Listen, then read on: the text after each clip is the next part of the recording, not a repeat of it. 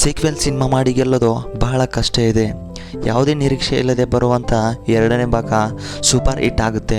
ಆದರೆ ಈಗಾಗಲೇ bench ಮಾರ್ಕನ್ನು create ಮಾಡಿರುವಂಥ ಚಿತ್ರ ಇದನ್ನು ಮೀರಿಸುವಂಥ ಸೀಕ್ವೆಲ್ ಮಾಡಬೇಕಂದ್ರೆ ಸುಲಭ ಇಲ್ಲ.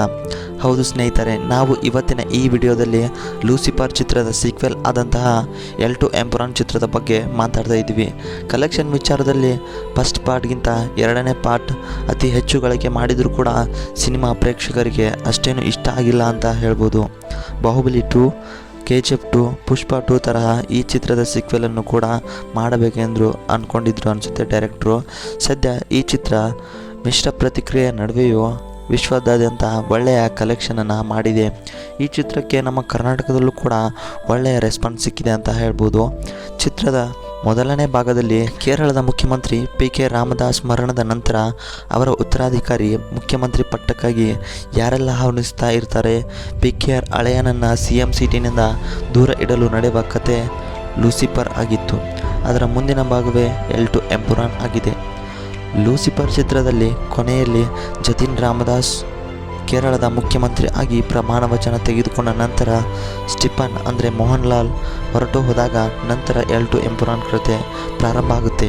CM ಆಗಿ ಜತಿನ್ ರಾಮದಾಸ್, ಟೊವಿನೋ ಥಾಮಸ್, ಮೋಹನ್ ಲಾಲ್ ಅಂದರೆ ಸ್ಟೀಫನ್ ಹೋದ ನಂತರ ಭ್ರಷ್ಟನಾಗಿ ಪಕ್ಷದ ಸಿದ್ಧಾಂತವನ್ನು ಒಟ್ಟು ತನಗೆ ಬೇಕಾದಂತೆ ಅಧಿಕಾರ ಮಾಡಲು ಶುರು ಮಾಡ್ತಾನೆ. ಹೀಗೆ ಮುಂದುವರಿದು ಜತಿನ್ ತಮ್ಮ ತಂದೆ ಪಕ್ಷ ಬಿಟ್ಟು ಬೇರೆ ಪಕ್ಷವನ್ನು ಪ್ರಾರಂಭಿಸಲು ಮುಂದಾದಾಗ ಪ್ರಿಯದರ್ಶಿನಿ ಇದಕ್ಕೆ ಒಪ್ಪದೇ ಇದ್ದಾಗ ಮತ್ತೆ ಅಖಾಡಕ್ಕೆ ಸ್ಟೀಫನ್ ಅಂದರೆ ಮೋಹನ್ ಲಾಲ್ ಅವರು ಎಂಟ್ರಿ ಆಗುತ್ತೆ. ಇಲ್ಲಿಂದ ಕಥೆಯು ಪ್ರಾರಂಭವಾಗುತ್ತೆ. ಸ್ಟೀಫನ್ ಬಂದಿರೋದ್ರಿಂದ ರಾಜಕೀಯ ಮತ್ತೆ ಸುಧಾರಣೆ ಆಗುತ್ತಾ ಮತ್ತು ಬಾಲರಾಜ್ ಸ್ಟೀಫನ್ ನಡುವಿನ ದ್ವೇಷ ಮತ್ತು ಸ್ಟೀಫನ್ ಜಾಹಿದ್ ಮಸೂದ್ ಅವರಿಗೆ ಇರುವ ಲಿಂಕ್ ಎಲ್ಲವನ್ನು ನೀವು ತಿಳಿದುಕೊಳ್ಳಬೇಕೆಂದರೆ ನೀವು L2 ಎಂಪುರಾನ್ ಚಿತ್ರವನ್ನು ಮಾಡಬೇಕು. ಇನ್ನು ಚಿತ್ರದ ಫಸ್ಟ್ ಹಾಫ್ ಕತೆ ಬಹುತೇಕ ವಿದೇಶದಲ್ಲಿ ನಡೆಯುತ್ತದೆ. ಪಾರ್ಟ್ 2 ರಾಜಕೀಯ ಕಥೆಯನ್ನು ಬಿಟ್ಟು ಡ್ರಗ್ಸ್ ಮಾಫಿಯಾದಿಂದ ತುಂಬಿದೆ. ನಾವು ಮೋಹನ್ ಲಾಲ್ ಆಗಮನಕ್ಕೆ ಫಸ್ಟ್ ಹಾಫಲ್ಲಿ ಕಾಯಬೇಕಾಗಿ ಬರುತ್ತೆ. ಆದರೆ ಮೋಹನ್ ಲಾಲ್ ಅವರು ಪಾರ್ಟ್ 2 ಅಲ್ಲಿ ಸಖತ್ ಸ್ಟೈಲಿಶ್ ಆಗಿ ಮೂಡಿ ಬಂದಿದ್ದಾರೆ. ಇದರಿಂದ ವೀಕ್ಷಕರಿಗೆ ಒಂಥರ ಕಿಕ್ ಬಂದೇ ಬರುತ್ತೆ. ಚಿತ್ರದ ಕಥೆ ಅಷ್ಟೇನು ಕೆಟ್ಟದಾಗಿ ಇಲ್ಲ, ಒಂಥರ ಚೆನ್ನಾಗಿ ಮೂಡಿ ಬಂದಿದೆ. ನಮಗೆ ಗೊತ್ತಿರೋ ಥರ ಲೂಸಿಫರ್ ಚಿತ್ರದಲ್ಲಿ ಕೊನೆಗೆ ಕ್ರಿಯೇಟ್ ಆಗಿರೋ ಹೈಪು ಮ್ಯಾಚ್ ಮಾಡಬೇಕಂದ್ರೆ ನಾವು ಸೀಕ್ವೆಲಲ್ಲಿ ದೊಡ್ಡದಾಗಿ ಏನಾದರೂ ಹೇಳಬೇಕಾಗಿತ್ತು. ಅದಕ್ಕೆ ಚಿತ್ರದಲ್ಲಿ ಅದೇ ತರಹ ಇಂಗ್ಲೆಂಡ್, ಆಫ್ರಿಕಾ, ಚೀನಾ ಅಂತ ಕಥೆಯನ್ನು ಪವರ್ಫುಲ್ ಆಗಿ ಕಟ್ಟಿಕೊಟ್ಟಿದ್ದಾರೆ.